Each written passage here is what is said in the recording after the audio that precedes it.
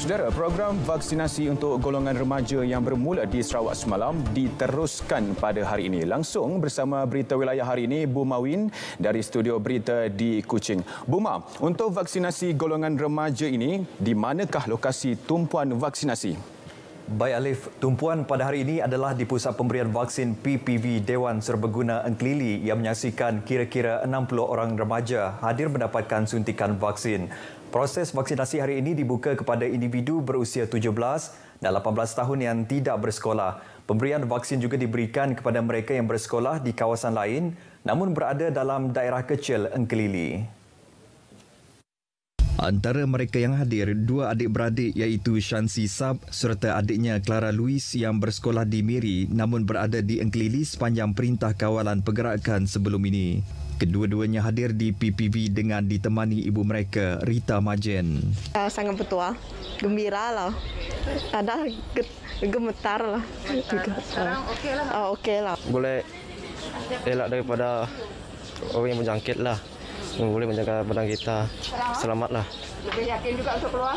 Lebih yakin jugalah. Kalau kita sudah vaksin tu, rasa lebih selamat lagi lah. Mau bawa dia orang pergi mana-mana pun senang sikit.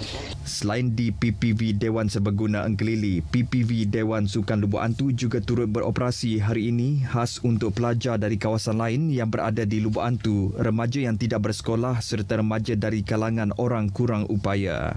Dalam perkembangan berkaitan, hasil tinjauan pemberita mendapati program vaksinasi remaja di bahagian Sarike berjalan lancar semalam. Ketua PPV Dewan Suara Sarike, Dr. Johnny Ling memberitahu seramai 499 orang pelajar dari dua buah sekolah menengah di Sarike hadir semalam bagi mendapatkan suntikan vaksin COVID-19. Haraplah ibu bapa semua boleh bawa anak mereka yang menempati kriteria yang iaitu 16 dan 17 tahun dan semua boleh pergi ke pusat pemberian vaksin yang terdekatlah untuk menerima vaksin. Sebagai ibu bapa rasa selamat jika anak-anak kita ini diarah untuk hadir ke sekolah secara bersemuka. Terima kasih kepada kerajaan negeri Sarawak sebab memberikan vaksin kepada pelajar tingkatan 4 dan tingkatan 5. Kementerian Perusahaan Peladangan dan Komoditi MPIC akan menyelaraskan satu polisi bagi mengendalikan tanah hak adat Bumi Putra NCR serta polisi mengendalikan tanah untuk tujuan industri penanaman kelapa sawit dan sirih. Menterinya Datuk Zuraida Kamarudin berkata Sarawak mempunyai tanah seluas 900,000 hektar tanah NCR dan ia boleh dimanfaatkan bagi tujuan tersebut. Jadi ini boleh dilakukan dengan cepat kerana bila ada polisi-polisi yang ini, maka ini permudahkan untuk kita di peringkat kementerian untuk mengeluarkan lesen-lesen MPSO. Jadi bila ada lesen pelesinan MPSO ni, jadi semua dia punya tuaian tu, hasil dia tu akan dapat kita rekod dan dapat kita pantau. Beliau berkata demikian kepada pemberita selepas melakukan kunjungan hormat terhadap Ketua Menteri Datuk Patinggi Abang Johari Tonopeng di Wisma Bapa Malaysia di Petra Jaya Kuching. Tambahnya lagi, kunjungan sejam itu turut membincangkan mengenai hala tuju komoditi kelapa sawit dan lada di Sarawak. Sambutan Hari Malaysia Peringkat Negeri Sarawak tahun ini sekali lagi akan dimeriahkan menerusi platform secara hybrid bagi menyemarakkan semangat patriotik walaupun negara masih berdepan dengan pandemik COVID-19. Menteri Pengangkutan Datuk Lee Kim Shin merangkap menteri bertanggungjawab bagi sambutan itu berkata konsep hybrid ini bagi memastikan masyarakat dapat menyertai sambutan itu dari kediaman masing-masing. Beri peluang kepada rakyat khasnya generasi baru untuk mempelajari dan mengingati peristiwa bersejarah supaya mereka lebih memahami dan menghargai perjuangan para pemimpin nasional yang menyumbang kepada pembangunan negara Malaysia. Tambahnya lagi, tema tahun ini adalah Malaysia Prihatin, Malaysia Menang Bersama. Amat bertepatan menggambarkan mengenai situasi negara, kerajaan dan setiap lapisan masyarakat perlu berganding bahu bagi menghadapi cabaran tersebut. Beliau berkata demikian semasa mempengerusikan sidang media di Kuching hari ini. Datuk Lee Kim Shin turut menjelaskan bahawa sambutan kali ini akan diadakan di Dewan Santapan, Dewan Undangan Negeri Petra Jaya Kuching dengan dihadiri 100 tetamu jemputan sahaja.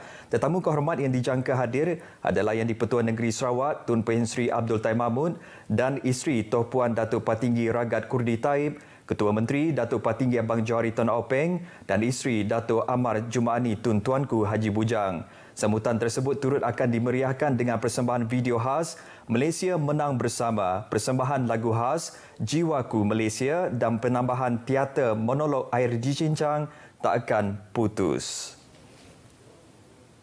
Perkhidmatan kaunter Jabatan Pengangkutan Jalan JPJ Sarawak di Batu 12 Jalan Kuching Serian kini beroperasi 100% dengan secara walk-in di kaunter jabatan tersebut.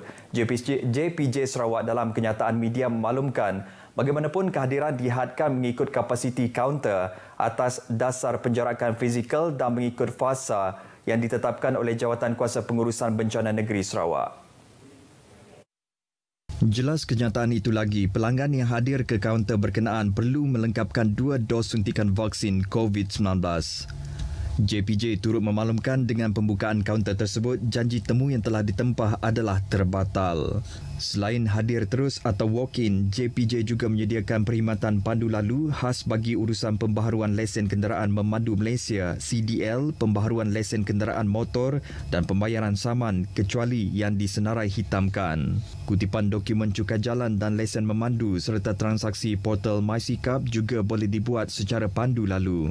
Waktu operasi bagi perkhidmatan kaunter dan pandu lalu ialah mulai pukul 8 pagi hingga 5 petang setiap Isnin hingga Jumaat dan 8 pagi hingga 1 petang pada hujung minggu. Dalam pada itu, pengarah JPJ Sarawak Norizan Jili turut turun padang bagi meninjau sendiri kaunter pandu lalu JPJ Mobile dan seterusnya menyerahkan secara simbolik jalur gemilang bersempena sambutan Bulan Kemerdekaan dan Hari Malaysia kepada kaki tangan serta pelanggan yang berurusan di Ibu Pejabat JPJ Negeri Sarawak di Jalan Kuching Serian. Turut disampaikan pada program tersebut ialah cenderahati kepada pelanggan yang berurusan membayar saman semasa tempoh pengurangan saman 70% JPJ yang berlangsung sehingga 16 September ini bagi menggalakkan pelanggan membayar saman tertunggak dengan mengikut terma dan syarat yang telah ditetapkan. Baik saudara, sekian berita dari Sarawak. Kita kembali bersama Alif di Angkasa Puri. Silakan Alif. Baik, terima kasih Bu Mawin.